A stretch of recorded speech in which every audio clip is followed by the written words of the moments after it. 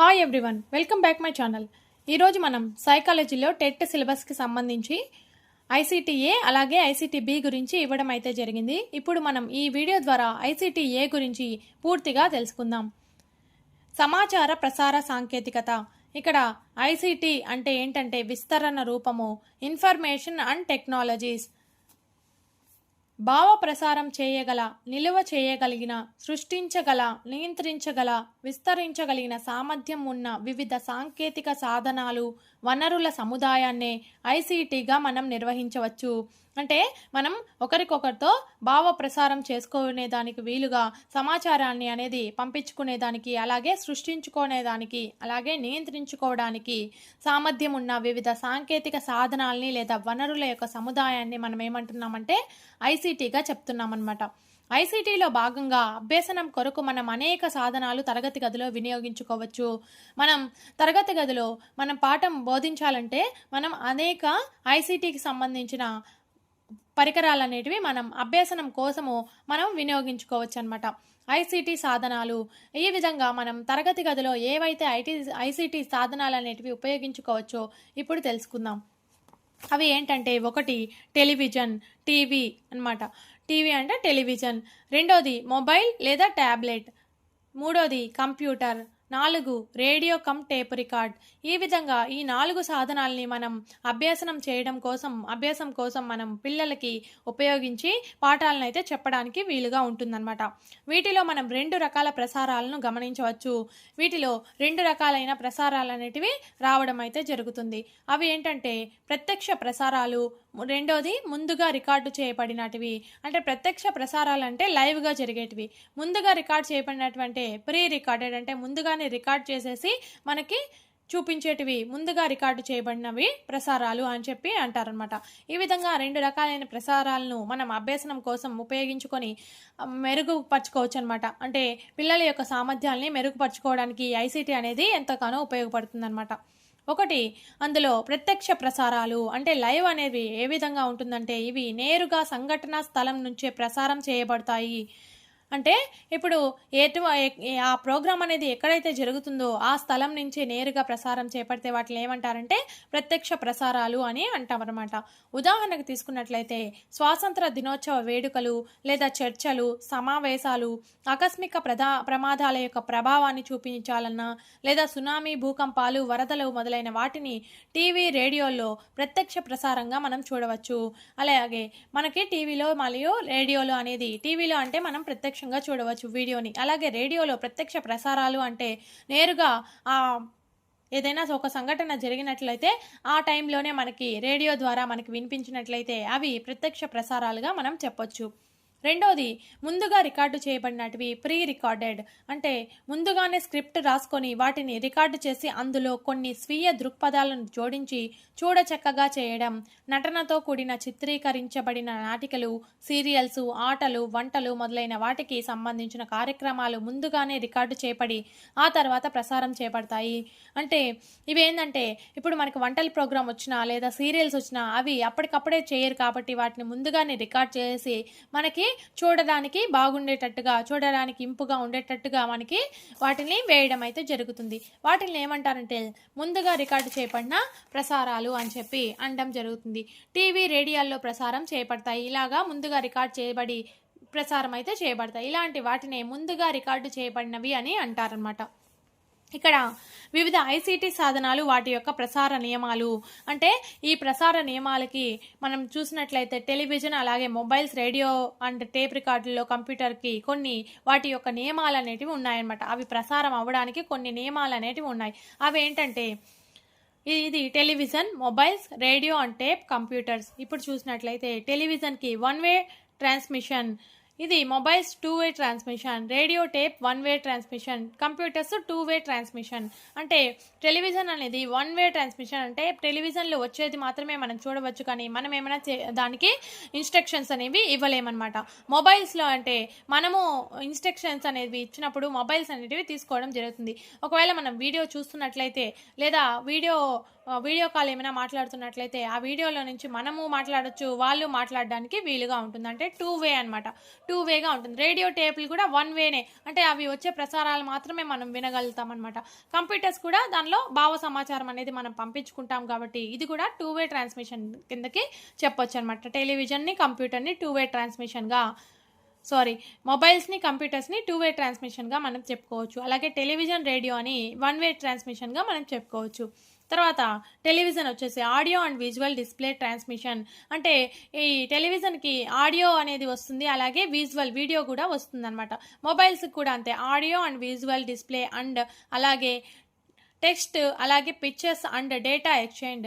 ఇక్కడ మొబైల్స్లో అదనంగా ఏంటంటే మనము ఎవరికైనా మెసేజ్లు అనేవి చేయగలుగుతాము, అలాగే ఫోటోలు అనేవి పంపించగలుగుతాము, ఏదైనా మన దగ్గర ఉండే డేటాని వాళ్ళకి ఎక్స్చేంజ్ అయితే చేయగలుగుతాం అనమాట.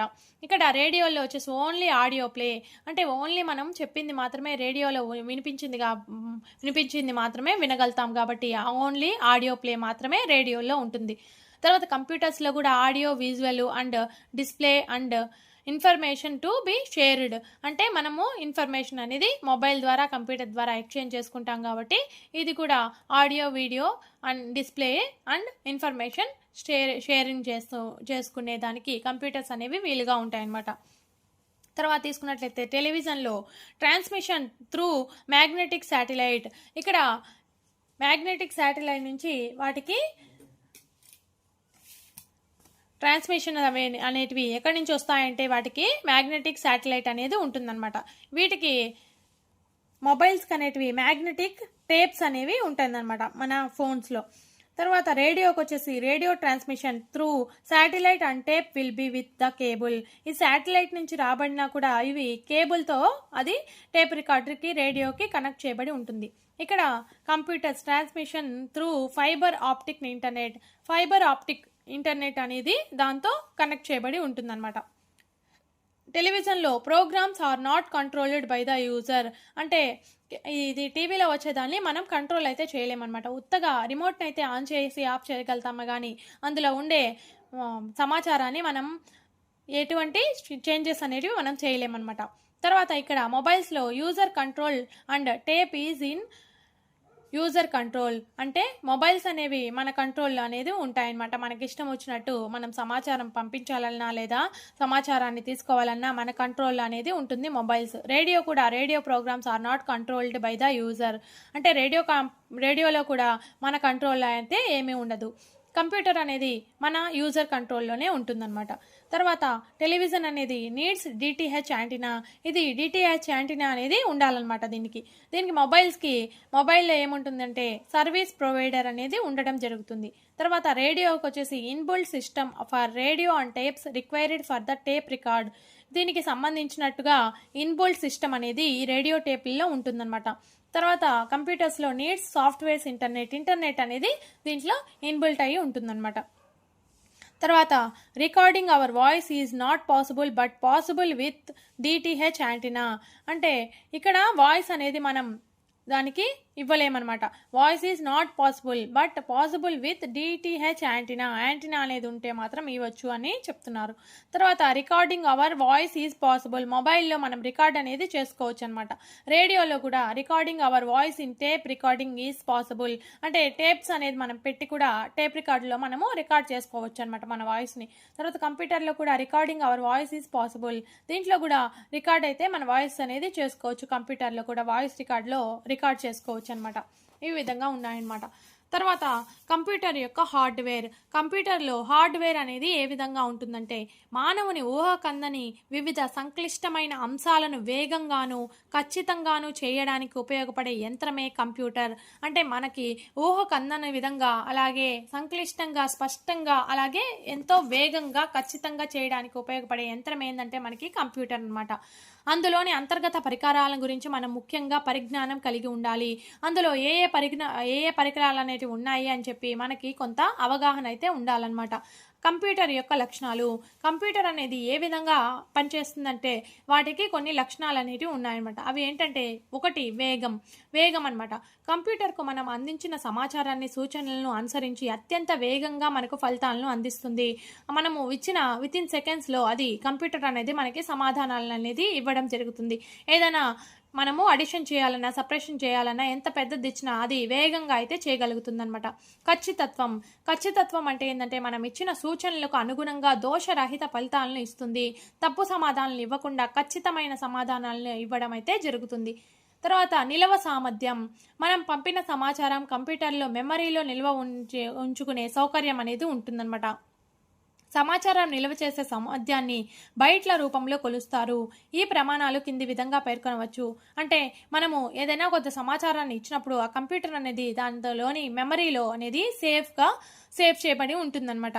ఆ మెమరీ అనేది దాని యొక్క సామర్థ్యాన్ని ఏ రూపంలో కొలుస్తారంటే బైట్ల రూపంలో కొలవడం అయితే జరుగుతుందన్నమాట. ఇదేంటంటే ఒక బైట్ని ఎన్ని బైట్లకి సమానం అంటే ఒక బైట్ వచ్చేసి 8 బిట్లకి సమానంగా ఉంటుంది. అలాగే 1024 బైట్స్ 1 కిలోబైట్ గాను, అలాగే 1024 కిలోబైట్స్ 1 మెగాబైట్ గాను, అలాగే 1024 మెగాబైట్స్ 1 గిగాబైట్ గాను ఇవి ఉండడం అయితే జరుగుతుంది సామర్థ్యం అనేది. తర్వాత విశ్వసనీయత, కంప్యూటర్ చాలా విశ్వసనీయమైనది. ఒక అప్లికేషన్ను ఎన్నిసార్లు ఉపయోగించినా ఒకే విధంగా ఫలితాలను ఇస్తుంది. ఇందాక చెప్పుకున్నట్టు ఖచ్చితత్వంగా ఇస్తుంది అనమాట, కరెక్ట్ ఆన్సర్ అనేది ఇస్తుంది. విశ్వసనీయత అని అంటే ఒక క్వశ్చన్ని మనం ఎన్నిసార్లు ఇచ్చినా కూడా అదే ఆన్సర్ అనేది రావడం అయితే జరుగుతుందన్నమాట. బహుళ రంగ ప్రయోజనం, ఈ కంప్యూటర్లను పెక్కు రంగాలలో బహుముఖ ప్రజ్ఞతో వినియోగించుకుంటున్నారు. అంటే ఈ కంప్యూటర్లు అనేటివి అనేక రంగాల్లో అనేవి ఉన్నాయన్నమాట. ఇప్పుడు షాపింగ్ మాల్స్లో ఉన్నాయి, లేదా ఇంకా చాలా స్కూల్స్లో ఉన్నాయి, అలాగే ఆఫీసుల్లో ఉన్నాయి. అలాగా చాలా రంగాలలో అనేటివి కంప్యూటర్లు అనే వాడకం అనేది మనం చూడవచ్చు అనమాట. వినియోగ సౌలభ్యం, కంప్యూటర్లను కొంచెం ఆంగ్ల పరిజ్ఞానం ఉన్నవారు ఏ విధమైన ప్రత్యేకమైన శిక్షణ లేకుండా వినియోగించుకునే అవకాశం ఉంది. మనకి కొంచెము ఇంగ్లీష్ అనేది వచ్చినట్లయితే అది ఎంతగానో మనకి ఉపయోగించుకోవడానికి సౌకర్యవంతంగా ఉంటుందన్నమాట. కంప్యూటర్ని ఎటువంటి శిక్షణ లేకుండా ఉపయోగించుకోవచ్చు. తర్వాత విసుగు విరామం లేకుండా పనిచేయగలిగిన సామర్థ్యం, అంటే దానికి ఎంతసేపు మనము ఉపయోగించినా కూడా, తెల్లారి నుంచి రాత్రి వరకు ఉపయోగించినా కూడా దానికి ఎటువంటి విసుగు విరామం అనేది ఉండకుండా అది పనిచేయగలిగిన సామర్థ్యం అనేది కలిగి ఉంటుందన్నమాట. ఇది ఒక యంత్రం కాబట్టి అలుపు విరామం లేకుండా ఎంత సమయమైనా పనిచేస్తుంది. తర్వాత కంప్యూటర్ వివిధ విభాగాలు వ్యవస్థలు, కంప్యూటర్లో కొన్ని విభాగాలు అనేటివి ఉంటాయన్నమాట. అవి కొన్ని వ్యవస్థలుగా ఉంటాయి. అవి ఏంటంటే మనం ఉపయోగించే కంప్యూటర్లో వివిధ భాగాలు ఉన్నాయి. అవి ఏంటంటే ఇన్పుట్ విభాగం, రెండోది సెంట్రల్ ప్రాసెసింగ్ విభాగం, అవుట్పుట్ విభాగం. ఈ విధంగా 3 విభాగాలు అనేటివి ఉంటాయన్నమాట. ఈ బయట ఉండేది ఇన్పుట్ విభాగం ఉంటుంది. తర్వాత మధ్యలో CPU అనేది ఉంటుంది. ఇటుపక్క అవుట్పుట్ విభాగం అనేది ఉంటుంది. ఈ CPUలో అనేది 3 విభాగాలు అనేటివి ఉంటాయి. అవేంటంటే CPUని కంట్రోల్ విభాగం అంటారనమాట. అంటే CPUని అది కంట్రోల్ చేస్తుంది అనమాట. CPU ఫుల్ ఫామ్ ఏంటంటే సెంట్రల్ ప్రాసెసింగ్ యూనిట్ అనమాట.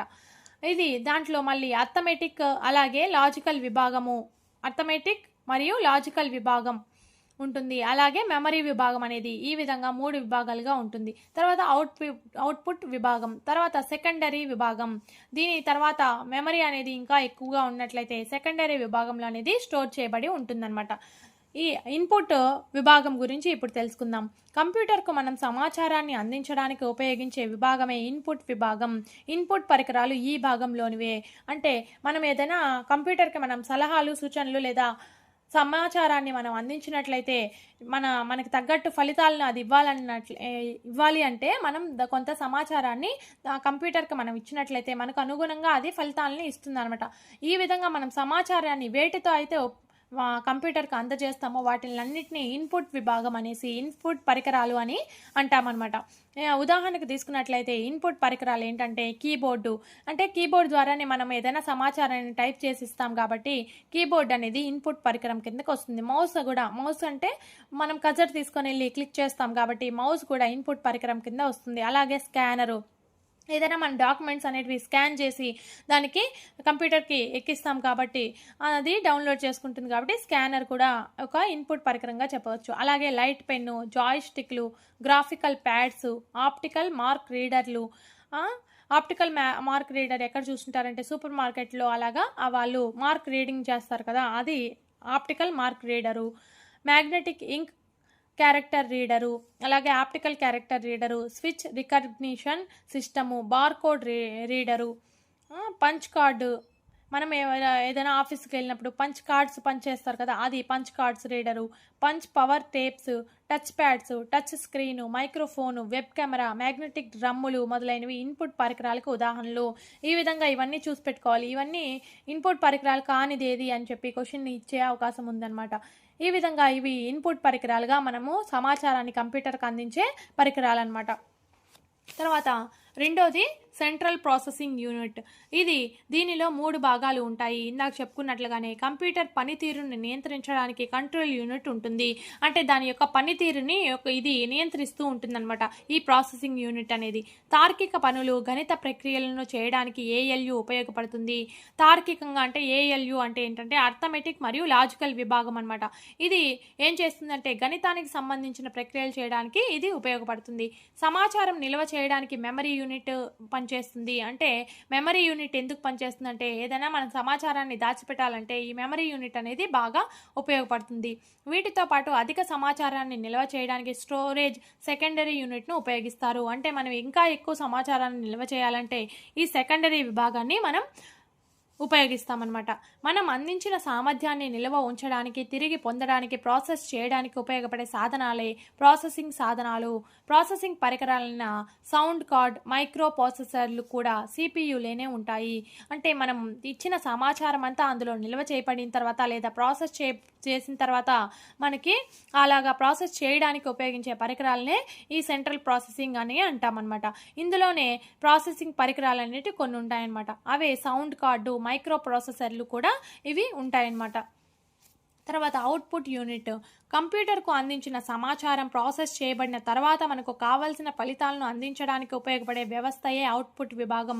మనము ఇన్పుట్ ద్వారా మనం కొంత సమాచారాన్ని ఇచ్చేసిన తర్వాత అది సెంట్రల్ ప్రాసెసింగ్ యూనిట్లో అది ప్రాసెస్ చేయబడిన తర్వాత మనకి ఆన్సర్ అనేది మనకి కనిపించాలంటే అది కొన్ని పరికరాల ద్వారా మనకి చూడడానికి వీలుగా ఉంటుందన్నమాట. ఆ వ్యవస్థను ఏమంటారంటే అవుట్పుట్ యూనిట్ అని అంటామన్నమాట.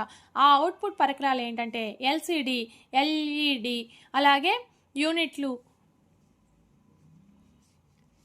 యూనిట్లు లేదా మానిటరు, ప్రింటరు, ప్లాటరు మరియు స్పీకరు మొదలైన వాటిని మనకు కావలసిన సమాచారాన్ని అందించే వాటిని అవుట్పుట్ పరికరాలుగా పేర్కొనవచ్చు. స్పీకర్ల ద్వారా మనం ఏమైనా ఆడియో అనేది వినడానికి వీలుగా ఉంటుంది. ఎల్సిడి ద్వారా కూడా మనకి సమాచారాన్ని అనేది మనము నేరుగా చూడగలుగుతాం అనమాట.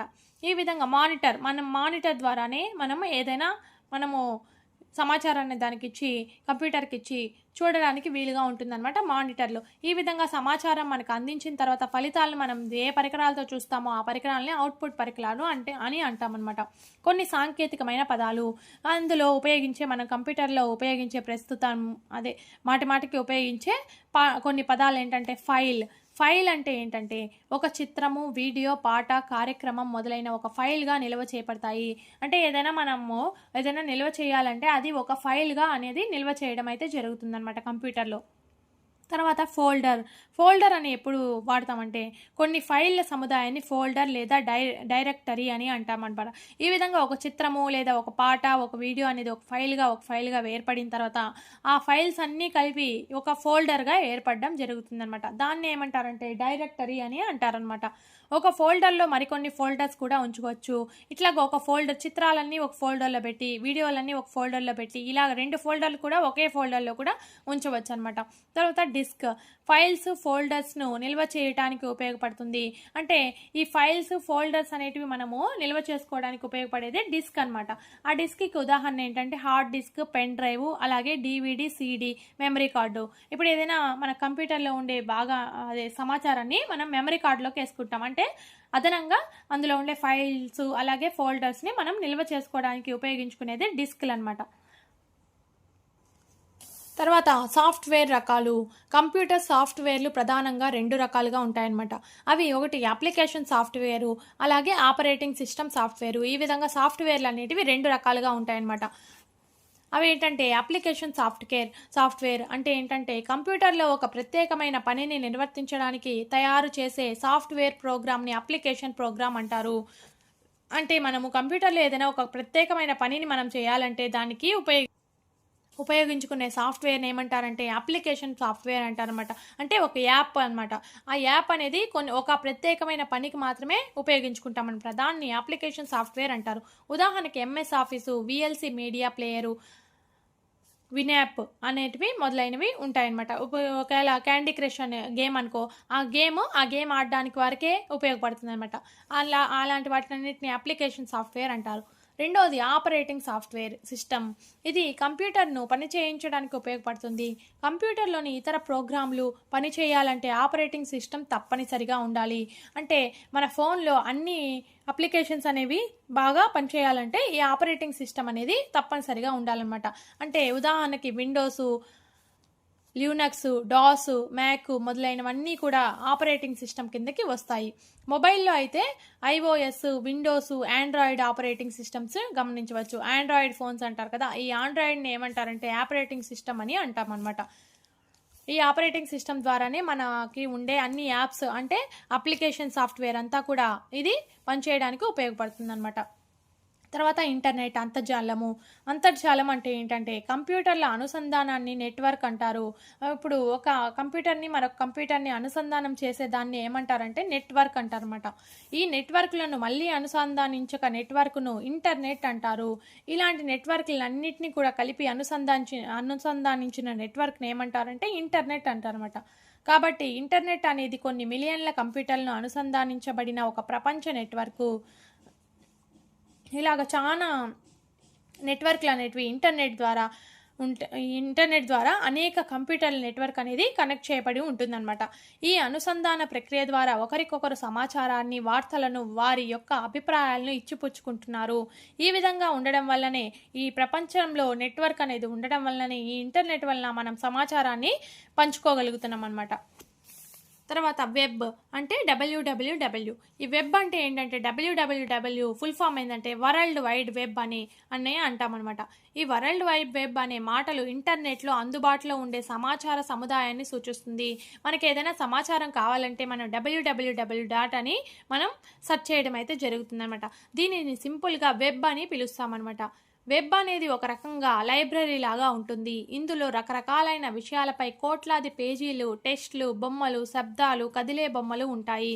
ఈ విధంగా మనకి ఏదైనా కావాలంటే, ఏదైనా ఒక సమాచారం మనకు కావాలంటే అది డబ్ల్యూడబ్ల్యూడబ్ల్యూ ద్వారా మనం నొక్కినట్లయితే మనకి అనేక పేజీలు అనేది అది చూపిస్తుంది, కోట్లాది పేజీలు చూపిస్తుంది. అలాగే టెక్స్ట్లు చూపిస్తుంది, అలాగే బొమ్మలు చూపిస్తుంది, అంటే ఇమేజెస్, అలాగే వీడియోలు, శబ్దాలు, ఆడియో, వీడియోలు అవి చూపిస్తుంది అనమాట. ఈ పేజీలను వెబ్ పేజీలు అంటారు. ఈ విధంగా ఉండే పేజీలన్నింటినీ ఏమంటారంటే వెబ్ పేజీలు అంటారు. ఈ పేజీలు ఇంటర్నెట్తో అనుసంధానం కలిగిన వివిధ కంప్యూటర్లో ఉంటాయి. అది మనం ఏ ఇంటర్నెట్ కలిగి ఉంటే ఏ కంప్యూటర్లో మనం సెర్చ్ చేసినా కూడా ఈ విధంగా వెబ్ పేజీలు అనేటివి వస్తాయన్నమాట. వెబ్ పేజీల మధ్య లింకులు ఉంటాయి. ఒక పేజీలోని అక్షరాలు లేదా బొమ్మలపై క్లిక్ చేస్తే అది మమ్మల్ని మరో పేజీలోనికి తీసుకుని వెళ్తుంది. వెబ్ పేజీలు చూడాలంటే మీకు Microsoft internet explorer, Google chrome వంటి బ్రౌజర్లు అవసరమవుతాయి. మనం ఏదైనా సమాచారాన్ని కావాలంటే గూగుల్ క్రోమ్లోకి పోయి మనము దాన్ని సెర్చ్ చేసి వెతుకుతామన్నమాట. ఈ విధంగా ఈ బ్రౌజర్లు అనేటివి అవసరమవుతాయి. తర్వాత ఇంటర్నెట్, వరల్డ్ వైడ్ వెబ్కు మధ్య వ్యత్యాసాలు ఏంటి అంటే ఇంటర్నెట్కి వరల్డ్ వైడ్ వెబ్కి మనకి వ్యత్యాసం ఏంటంటే ఇంటర్నెట్ అనేది అనేక నెట్వర్కులతో కూడిన భారీ స్థాయి నెట్వర్కు. అంటే ప్రపంచంలో ఉండే అన్ని కంప్యూటర్లకు అనుసంధానం చేయబడిన ఇంటర్నెట్ అనేది అనేక నెట్వర్కులతో కూడిన భారీ నెట్వర్క్ అనమాట. ఇది ప్రపంచంలోకెల్లా కోట్లాది కంప్యూటర్లను కలుపుతూ వివిధ ప్రాంతాల్లోని కంప్యూటర్లు ఒకదానితో మరొకటి సంపాదించుకునేలా నెట్వర్క్ ఏర్పరుస్తుంది. అంటే అన్ని కంప్యూటర్లకి అనుసంధానం చేయబడి ఉండేదే ఇంటర్నెట్ అనమాట. మరొక వైపు డబ్ల్యూడబ్ల్యూడబ్ల్యూలో కోట్లాది పేజీల సమాచారం ఉంటుంది. ఇది ఇంటర్నెట్లో ఒక భాగం. ఇంటర్నెట్లో సమాచారం ఇచ్చిపుచ్చుకునే లేక పంపిణీ చేసే పద్ధతుల్లో ఇది కూడా ఒకటి. అంటే వెబ్ అంటే ఏంటంటే వెబ్ ద్వారా మనము సమాచారాన్ని పొందగలుగుతాం అనమాట. అనేక కోట్లాది పేజీల ద్వారా మనకు కావాల్సిన సమాచారాన్ని పొందుతాము. ఇది ఎందులో భాగం అంటే ఇంటర్నెట్లోనే వరల్డ్ వైడ్ వెబ్ అనేది ఒక భాగం అనమాట. తర్వాత వెబ్ రూపరేఖలు, అంతర్జాలం అందించు సేవలు. అంటే ఈ అంతర్జాలం అనేది మనకి ఎలాంటి సేవలు అందిస్తుందంటే ఒకటి ఈమెయిల్ అనేది మనకందరికీ తెలిసే ఉంటుంది. Electronic mail. Email full form ఏంటంటే ఎలక్ట్రానిక్ మెయిల్ అనేది కంప్యూటర్ మనకు అందించే పోస్టల్ సర్వీస్ వంటిది. దీని ద్వారా సందేశాల పంపిణీ జరుగుతుంది.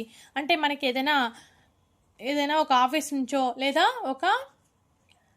ఏదైనా అఫీషియల్గా మనకి సమాచారం ఏదైనా అందాలంటే ఇది ఈమెయిల్ ద్వారా మనకి అందడం అయితే జరుగుతుంది. ఇది ఒక పోస్టల్ సర్వీస్ లాంటిది ఈ ఈమెయిల్ అనమాట. ఇది ఉదాహరణకు Gmail, Rediff mail, hot mail, Yahoo mail, ఈ విధంగా మెయిల్స్ అనేవి ఉంటాయన్నమాట. తర్వాత సెర్చ్ ఇంజన్లు అనేది కూడా మనకు అందరికి తెలిసిందే. మనకు కావాల్సిన సమాచారాన్ని పొందే విధానం తెలియనప్పుడు ఆ సమాచారాన్ని ఆ సెర్చ్ ఇంజన్ల సహాయంతో పొందవచ్చు. మనకి ఏదైనా తెలియని విషయం అయితే మనము ఎక్కడ వెళ్ళి చూస్తామంటే సెర్చ్ ఇంజన్కి వెళ్ళి మనకు కావాల్సిన సమాచారాన్ని నొక్కామంటే దానికి కావాల్సిన పేజీలు అనేటివి మనకి అందుబాటులోకి వస్తాయన్నమాట. ఉదాహరణకి www.google.com అనేది www.atavista.com, www.yahoo.com మొదలైనవి వాటిల్లో కొట్టడం ద్వారా మనకి సమాచారం అనేది పొందుతామన్నమాట. తర్వాత మూడోది చాటింగ్. ఇతర ప్రాంతాల్లోని వారితో ఆన్లైన్ వ్యవస్థ ద్వారా మెసేజ్ల రూపంలో సమాచార పంపిణీ చేసే ప్రక్రియ. ఒకసారి ఒక వ్యక్తి ఒకరికంటే ఎక్కువ మంది వ్యక్తులతో చాట్ చేసే అవకాశం ఉంటుంది. చాటింగ్ అంటే అందరికీ తెలిసిందే. ఆన్లైన్ వ్యవస్థ ద్వారా మనం సమాచారాన్ని వేరే వ్యక్తుల నుంచి మనకి అలాగే మన నుంచి వేరే వ్యక్తులకి పంపించే ఒక ప్రక్రియ అనమాట. తర్వాత న్యూస్ గ్రూప్స్ అంటే ఇందులో విజ్ఞాన వినోద సంబంధ చర్చలు అనేవి జరుగుతాయన్నమాట. ఇందులో పాల్గొని ప్రపంచవ్యాప్తంగా ఉన్నవారు మిగిలిన వారితో వారి అభిప్రాయాలను, సూచనలను, సలహాలను తెలుసుకోవచ్చు. అంతేకాక వారి ప్రశ్నలకు సమాధానాలు పొందవచ్చు. ఇలాగా న్యూస్ గ్రూప్స్ అనేటివి కొన్ని ఉంటాయన్నమాట. అందులో ఏం జరుగుతాయంటే విజ్ఞాన సంబంధమైన, వినోద సంబంధమైన చర్చలు అనేటివి జరుగుతాయి. మనకేమైనా సందేహాలు ఉంటే వాటిలో పాల్గొనడం వల్ల మన సమాధానాలు అనేటివి దొరుకుతాయన్నమాట. తర్వాత ఈ వెబ్ క్యామ్ ద్వారా మనము వీడియో సంభాషణ అయితే చేయవచ్చు అనమాట. వీడియో కాల్స్ చేసుకునే దానికి ఉపయోగపడేది వెబ్ క్యామ్ అనమాట. అంటే స్కైప్ ద్వారా వీడియో చాటింగ్ అనేది చేయవచ్చు అనమాట. తర్వాత MS ఆఫీస్. ఇందులో ఒక అప్లికేషన్ అయితే ఉంటుందన్నమాట. అది ఏంటంటే MS ఆఫీస్ అనమాట. వివిధ ఆఫీస్ కార్యక్రమాలను సులభంగా నిర్వహించడానికి వీలుగా మైక్రోసాఫ్ట్ కంపెనీ MS ఆఫీస్ అనే సాఫ్ట్వేర్ను రూపొందించింది. ఈ మైక్రోసాఫ్ట్ కంపెనీ అనేది MS ఆఫీస్ అనే సాఫ్ట్వేర్ని రూపొందించిందనమాట. దీనిలో ప్రధానంగా 4 కార్యక్రమాలు ఉన్నాయి. వాటిలో 3 ప్రధానమైనవి. అవి ఏంటంటే MS ఆఫీస్కి సంబంధించిన కార్యక్రమాలు అనేటివి కొన్ని ఉన్నాయన్నమాట. అవి ఏంటంటే MS Word, MS Excel, MS PowerPoint, అలాగే MS యాక్సెస్. ఈ విధంగా 4 కార్యక్రమాలు అనేటివి MS ఆఫీస్లో ఉండడం అయితే జరిగిందనమాట. తర్వాత MS వర్డ్ అంటే ఏంటి? వర్డ్ అంటే ఏంటంటే ప్రశ్నాపత్రాల తయారీ, లేఖలు, రిపోర్ట్లు, పట్టికలు, అగ్రిమెంట్లు మొదలైనవి ఎన్నో మనము సమాచారాన్ని అనేది సులభంగా, అందంగా, ఆకర్షణీయంగా తయారు చేయడానికి దీన్ని ఉపయోగిస్తారు. వర్డ్లో మనం ఏం చేసుకుంటామంటే విద్యార్థుల యొక్క ప్రశ్నాపత్రాలని తయారు చేయడానికైనా లేదా లేఖలు రాయడానికైనా అది ఒక నోట్ లాగా అనమాట. MS వర్డ్ అనేది మనము ఈ విధంగా ఉపయోగించుకుంటాము. తర్వాత MS ఎక్సెల్ అనేది ఏ విధంగా చేస్తామంటే విద్యార్థులకు వచ్చిన మార్కులు లేదా జాబితాలు తయారు చేసే మొత్తం మార్కులు, సగటు మార్కులు, ర్యాంకులు ఇవి సులభంగా మనం లెక్కించేందుకు వీలుగా ఈ MS ఎక్సెల్లో మనం చేసుకోవడానికి వీలుగా ఉంటుంది. అలాగే ఏదైనా ఒక వ్యక్తి యొక్క నెలసరి భత్యాలు, గణిత పట్టికలు మరియు గ్రాఫ్లు చిత్రీకరణకు ఎక్సెల్ అనేది ఎక్కువ ఉపయోగపడుతుంది. ఇందులో కొన్ని పదాలు అయితే మనం చూడవచ్చు. సెల్ అంటారన్నమాట. సెల్ అంటే ఏంటంటే రో మరియు కాలమ్ యొక్క కూడలి. ఈ విధంగా సెల్ అంటే రో అలాగే ఒక బాక్స్ లాగా ఉంటుందన్నమాట. ఆ బాక్స్ని ఏమంటారంటే సెల్ అని అంటారన్నమాట. రో అంటే అడ్డు వరుసగా ఉండే సమాంతర సెల్ని ఏమంటారంటే సమూహాన్ని అడ్డు వరుసలు అంటారు. కాలం అంటే నిలువుగా ఉండే వరుసల్ని కాలమ్స్ అని అంటారన్నమాట. తర్వాత MS పవర్ పాయింట్లో ఏదైనా ఒక టెక్స్ట్ని అందంగా, ఆకర్షణీయంగా, చూపరులకు అతి తక్కువ సమయంలో అర్థవంతంగా చూడడానికి ఉపయోగపడేటట్లు కంప్యూటర్లలో చేసే చిత్రీకరణను MS పవర్ పాయింట్ అంటారు. మన పవర్ పాయింట్ ద్వారా మనము చేసే టెక్స్ట్ అనేది ఆకర్షణీయంగా ఉండడానికి అలాగే వీడియో ఎఫెక్ట్ అనేది ఉండేటట్లు మనం పెట్టడానికి ఉపయోగపడేది MS పవర్ పాయింట్ అనమాట. దీని యొక్క ఉపయోగాలు ఏంటంటే పవర్ పాయింట్ ప్రజెంటేషన్ ప్రొజెక్టర్ సహాయంతో ఎక్కువ మందికి చూపించడానికి వీలవుతుంది.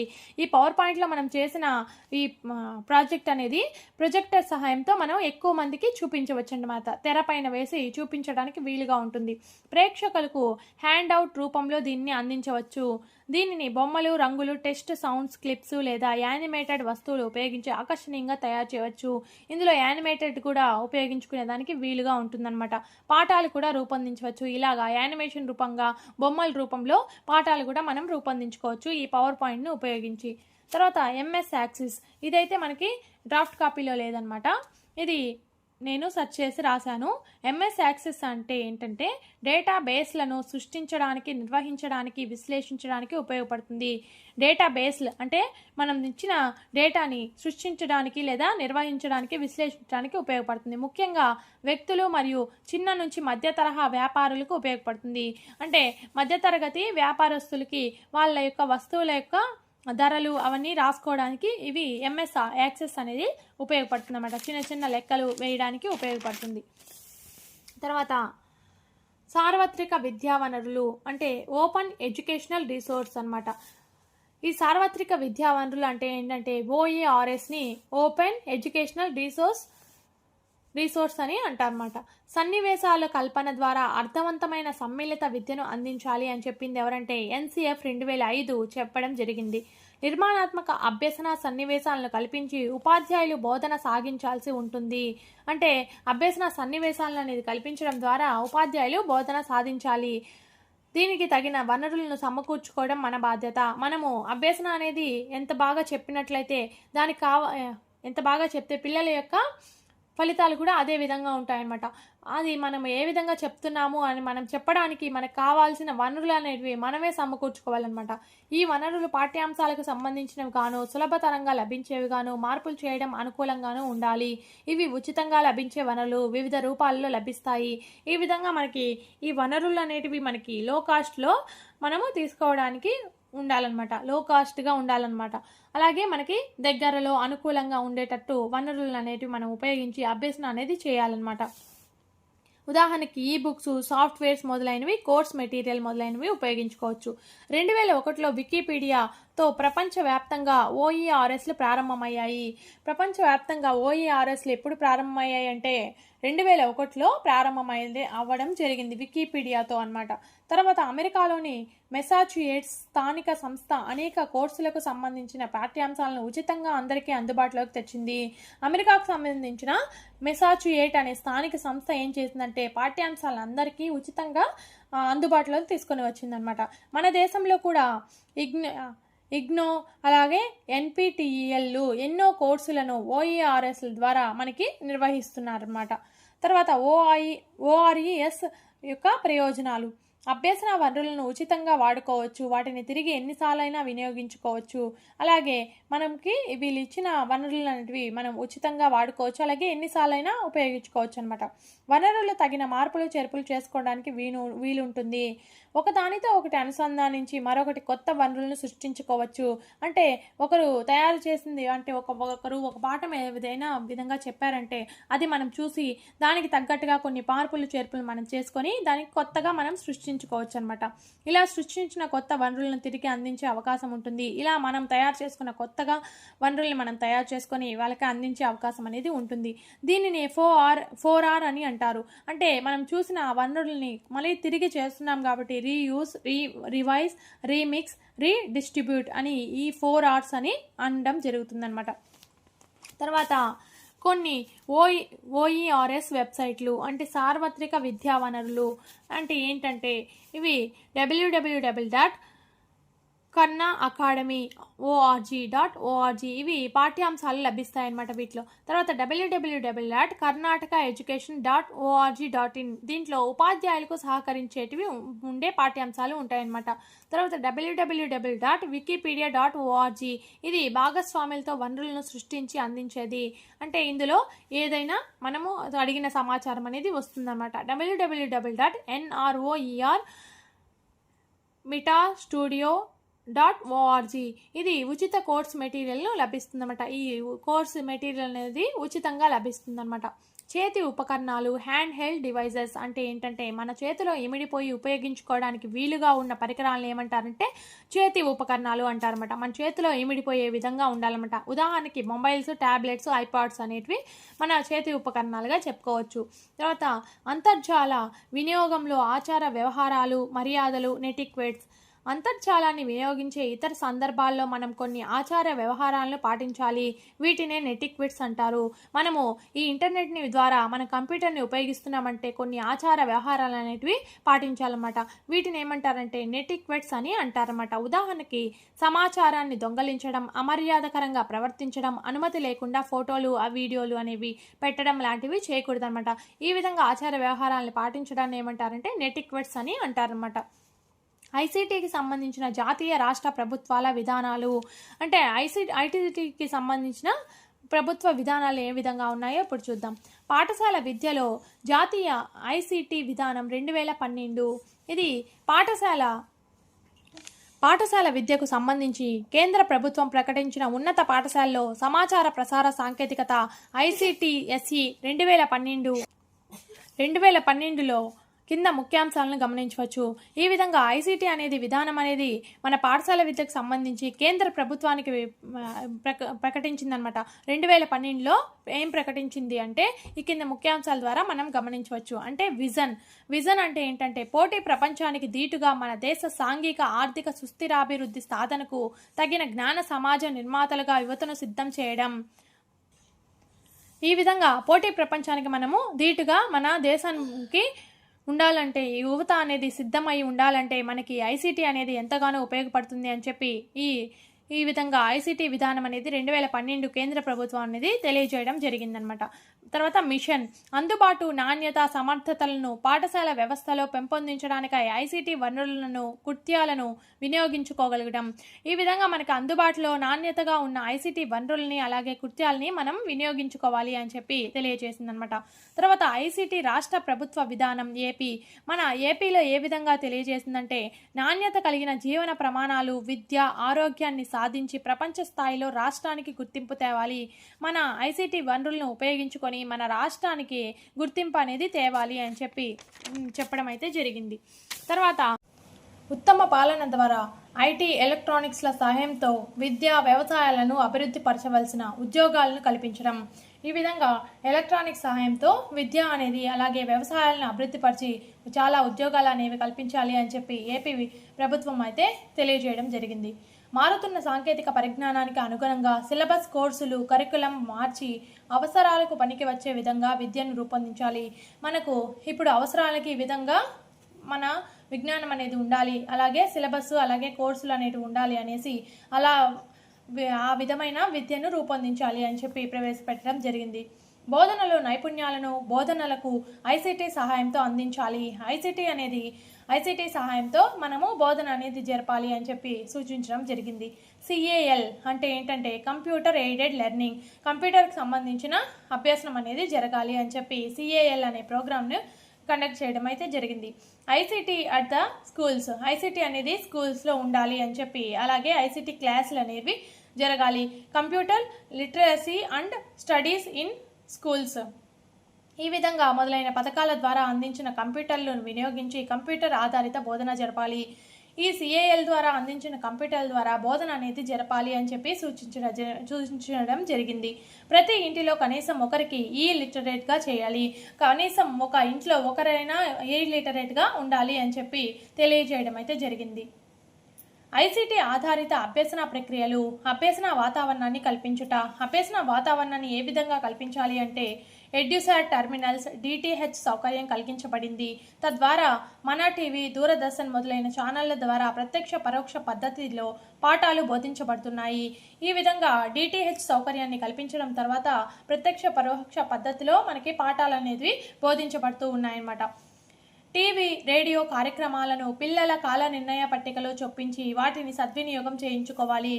మనము వినడం ద్వారా ఎక్కువ నేర్చుకుంటాం కాబట్టి టీవీ అలాగే రేడియో కార్యక్రమాలని పిల్లల యొక్క టైం టేబుల్లో అనేది వాళ్ళకి యాడ్ చేసి సమయాన్ని సద్వినియోగం పరచుకోవాలన్నమాట.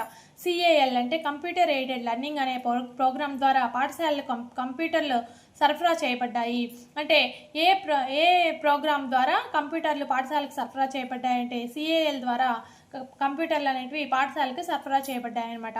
ప్రతి సిఏఎల్ పాఠశాలకు చుట్టుపక్కల ఉన్న ప్రాథమిక పాఠశాలలు అనుసంధానం చేపట్టాయి. అంటే ఒక పాఠశాలలో సిఏఎల్ అనే ప్రోగ్రామ్ని కండక్ట్ చేసినట్లయితే ఆ చుట్టుపక్కల ఉన్న ప్రాథమిక పాఠశాలలో అంటే 200 మంది పిల్లలకు మించకుండా ఉండే పాఠశాలలు అన్నీ కూడా ఆ పాఠశాలకు అనుసంధానం చేయబడి ఉంటాయన్నమాట.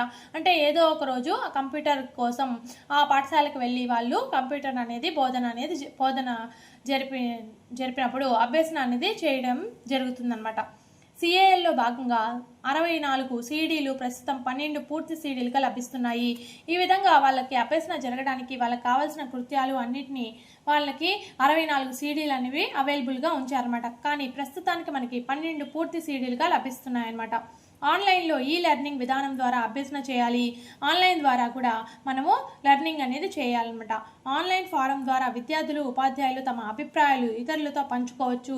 ఈ విధంగా ఆన్లైన్ ద్వారా విద్యార్థులు అలాగే ఉపాధ్యాయులు ఆన్లైన్ బోధన జరపడం వల్ల ఆన్లైన్లోనే తమ అభిప్రాయాలు అనేది పంచుకోవచ్చు అనమాట.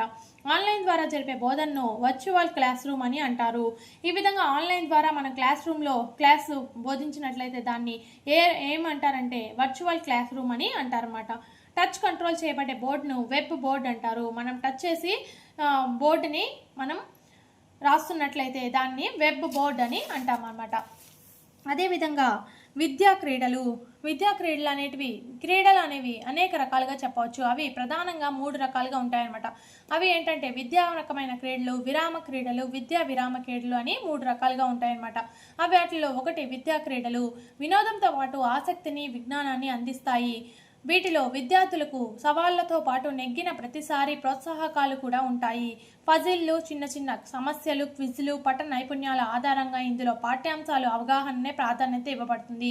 ఈ విధంగా విద్యకు సంబంధించిన ఆటల్లాగా వాళ్ళకి ఆడిపించి విద్య అనేది వాళ్ళకి ఆసక్తిగా కొంచెం విజ్ఞానాన్ని అందించే విధంగా ఈ క్రీడల రూపంలో విద్య అనేది అందించబడుతుంది అనమాట.